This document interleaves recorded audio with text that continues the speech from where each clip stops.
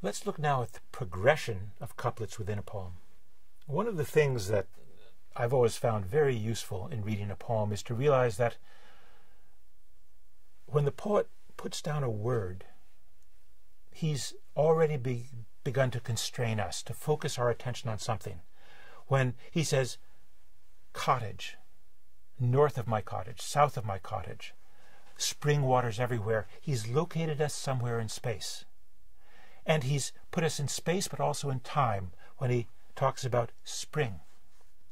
And then he says, all I see are flocks of gulls coming here day after day. He's looking up. But he's also seeing something that has to do with change over time.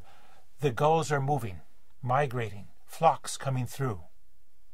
So we have time, space, movement, season, and then, as if he's making a film, he focuses in on the particular instance. Here he is in his house, in his cottage, with a path, and so on. Now, when we talk about the progression of couplets, we're looking at not only the way he builds up this scene, but also the way he sets it up as something that he's responding to.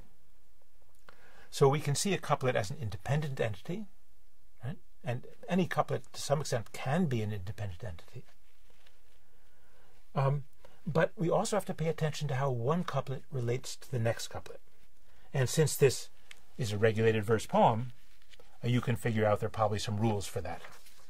Now, this is not going to be particularly easy, but we think that once you start to discuss this among yourselves, you may come up with some good ideas. So why don't you look at the poem again and see how you would understand the progression of couplets from beginning to end.